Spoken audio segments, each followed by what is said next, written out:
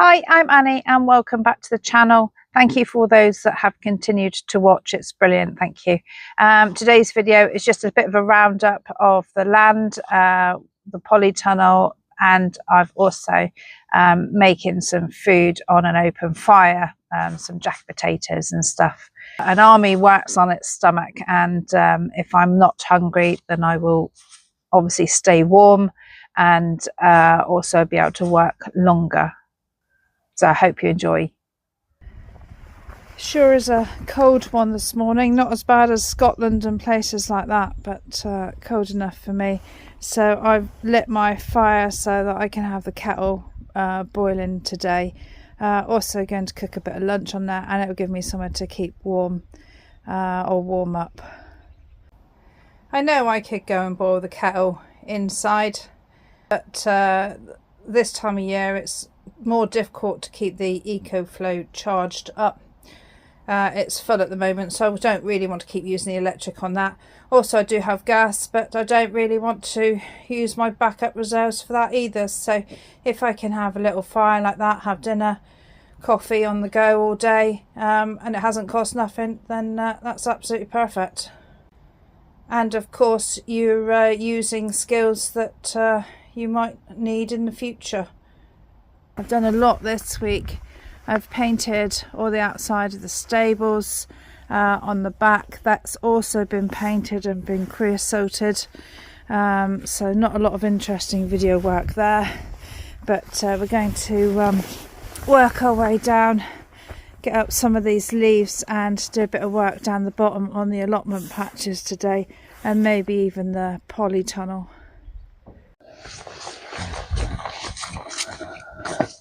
I've left it till midday to do any work because it was completely white this morning. But we're on a good side of the hill, so the frost normally lifts pretty quick. You can see in the shade still frosty, but when I was down here the other day, I thought, well, when I was clearing up, I thought I saw some potatoes. I think they're here. Oh, it's getting out. So these are ones that have seeded themselves, but I thought I would wrap them in some tin foil and pop them on the lunch. So give them a good wash and see what we got. So that's our 3 little potatoes all washed up, and I'm going to put them in the fire, wrap them up, put them in the fire.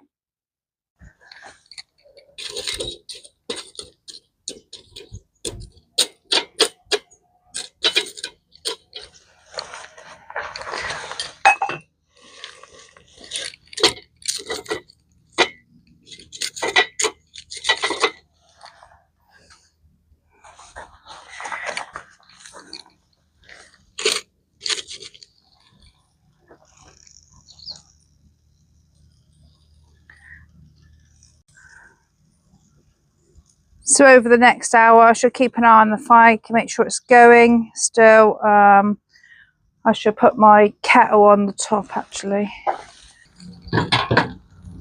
There we go, and we'll come back in a bit and check it.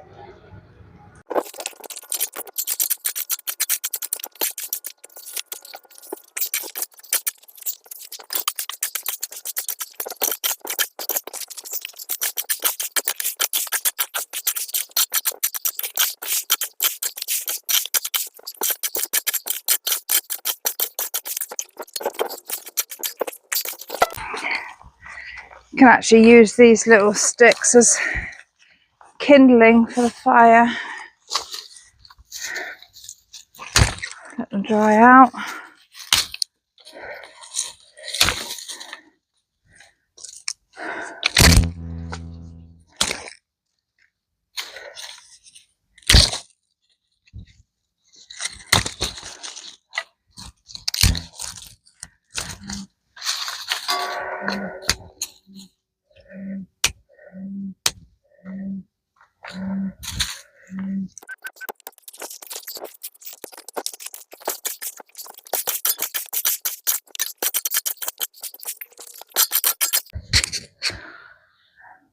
Don't know if you can see that, but the kettle is boiling.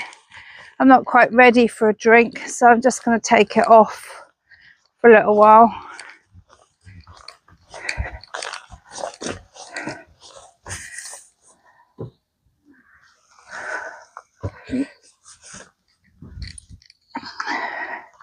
Turn my jacket potatoes over.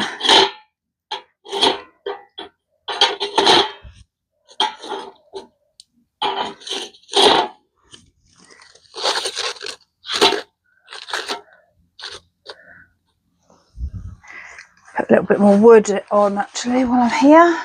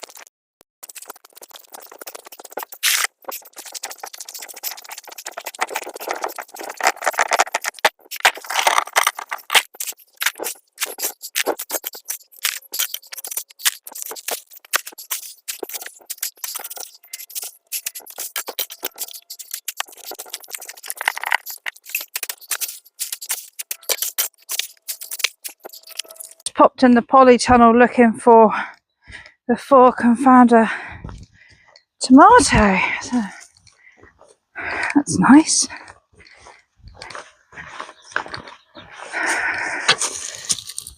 So this little patch here is wild leek, comes up every year. I think I showed it on the beginning of the year video. So just going to lift a little bit and tuck it in with the jacket potatoes and the tomato. I'm actually, for quickness, I'm just going to have the greens off of it.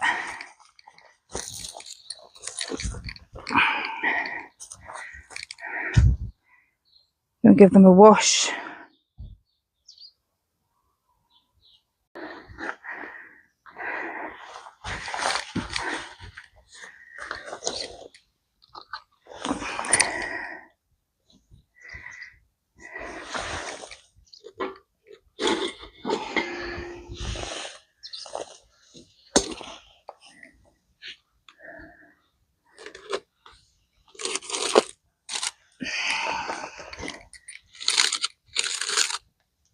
Whew.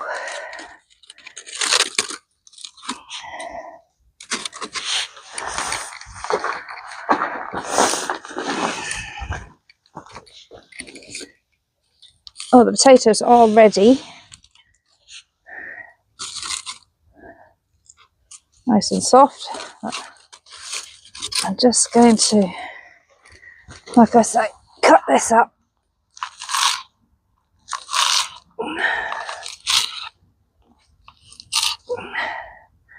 And the tomato.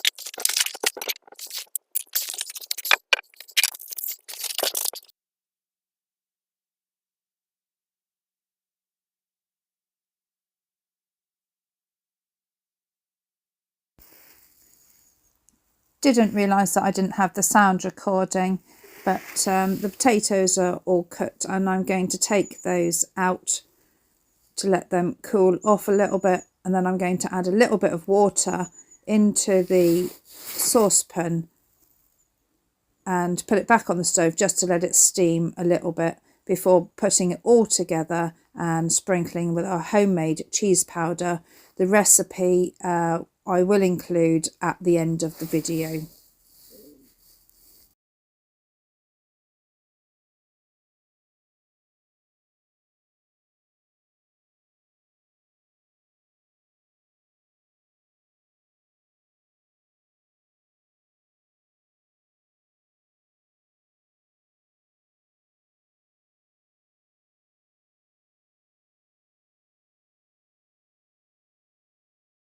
It really was very delicious, and after my food and a cup of coffee, it was back to work.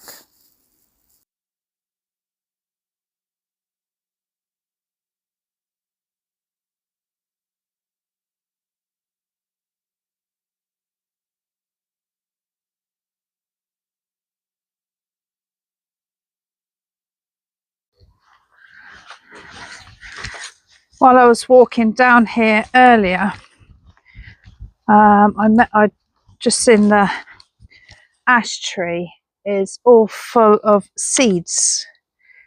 That's the big clumps of seeds, and these are what the seeds look like. These are ones that have just fallen from the tree. They're everywhere at the moment, but they are really high in oil. So much so, research shows that they may start looking at using the ash tree seed as a vegetable oil alternative. I don't know how they would do that, but that's what I've read on them, and they are totally edible. A lot of people pickle them and then use them as a condiment.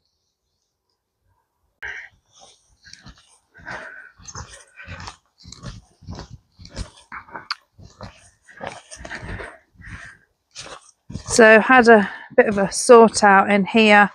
I think about 5 weeks ago I planted a courgette to see if he would do anything, and we're nearly at the end of November and we have courgettes, so the family's going to be well happy.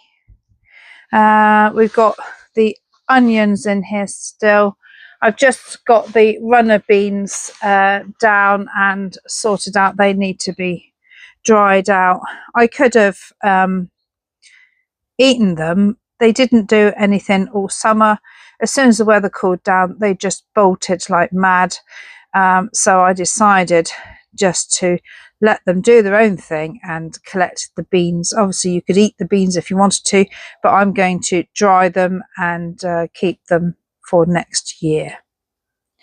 In under this glass there is some pok chow and some tomato, self-seeding tomato plants that are about 2 inches tall, so I'm just going to leave them to do their thing. That over there is just some leftover I think Swedes or turnips or something like that we had from the bottom, which I stuck in there. They're not really doing anything, but they're also not doing any harm.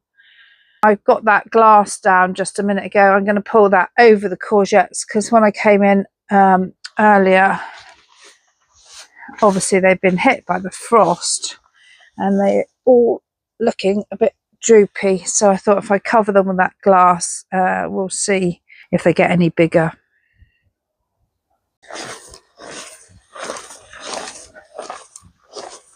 The other thing I wanted to show you is obviously everything's beginning to die back now. I can get some of that celery in, but all the onions, and these are in the pots here or in the tyres, are garlics, and most of the rest are onions.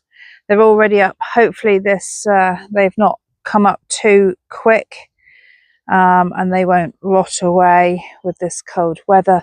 The chard was unaffected by the overnight frost. These sprouts are looking okay, but the ones down the bottom aren't looking so good.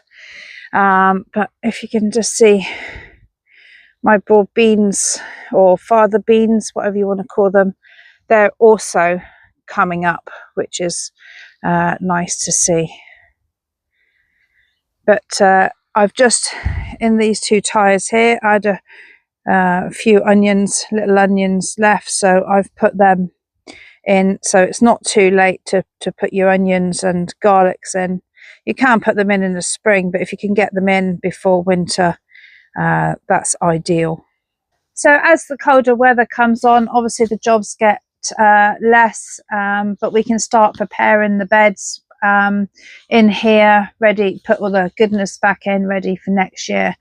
But also with making food and fire and stuff like that, if you do it on a regular basis, it just gives you the confidence that if you needed to survive, you can, and you can do it easily. And being able to find food. So today, obviously, I know that potatoes will self-seed themselves. If you had to go foraging and you knew people had allotments and stuff like that, and farmers' fields, most likely somewhere in there, there's going to be potatoes. We've had the first frost, so I could get the Jerusalem artichokes and that in now. But I've been doing a lot of research on them because this is the first year I've grown them. And it says the longer you leave them in the ground, the less windy effects they have as the sugar as the starches and stuff change to sugars, then that the body can break it down naturally on its own without too many issues. I still don't know because I've never eaten it and I've never grown it. So I will be doing a video on that. I am quite keen just to get one up to see how much it's grown, because obviously we had the drought this year for a long time, and I probably didn't water as much as I should have. So like I say, I'm quite keen to get one up just to see what it's like. So I may do that next week. The sugar beet also has had a couple of frosts on it now, so I could get that in if I wanted to, but I'm going to leave that as long as I can. I'm going to keep an eye on it, and if it looks like that they are beginning to rot or not looking as good, then I will get those in and put them into storage so that I can deal with them in my own time. I'm going to make a very simple cheese sprinkle sauce, so cheese replacement. So you could put it on popcorn, crisps, on top of pizzas, jacket potatoes, stuff like that. So it hasn't got the flour in it, and it is slightly different to the recipe that I did for the mac and cheese. So all you need, I'll bring you down here, is obviously the nutritional yeast, 2 tablespoons. You can make as much or as little as you like.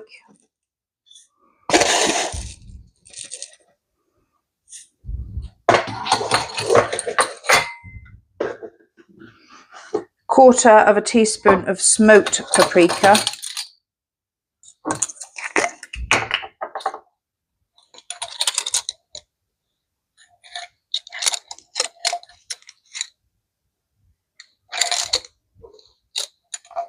Not a lot in there.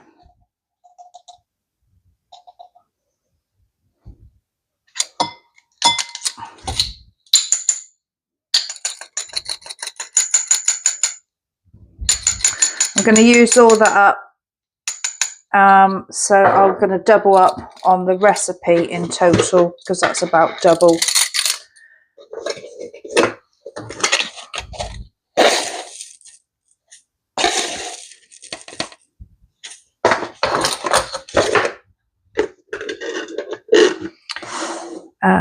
So quarter of a teaspoon of turmeric, but I'm doubling up, so half teaspoon of turmeric.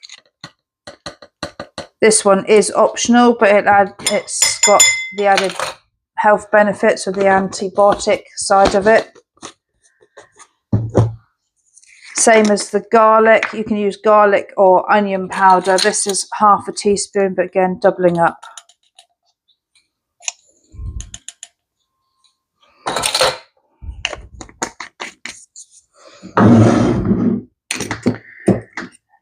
And then 1/2 to 1 teaspoons of salt. So again, I'm not going to add too much.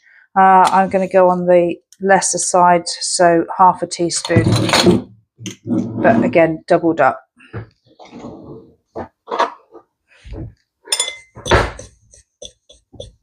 I will be putting it in a jar and giving it a good shake. But that is it on your powder.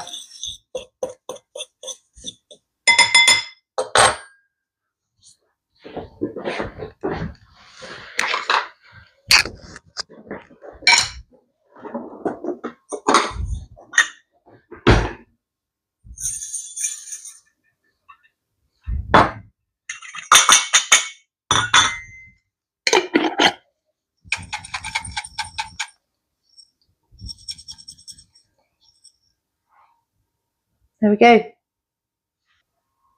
So I'll just run through the ingredients again. The actual ratios is 2 tablespoons of nutritional yeast, 1/4 teaspoon of smoked paprika, 1/4 teaspoon of turmeric, which is optional, 1/2 teaspoon of garlic powder or onion powder, which is optional, and 1/2 to 1 teaspoons of sea salt.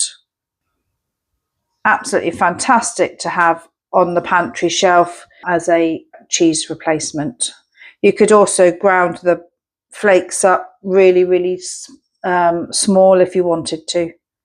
That's the end of another video. I hope you enjoyed it and found it a little bit helpful and informative. If you did, please give it the old thumbs up and a subscribe if you're not already. It really does help the channel.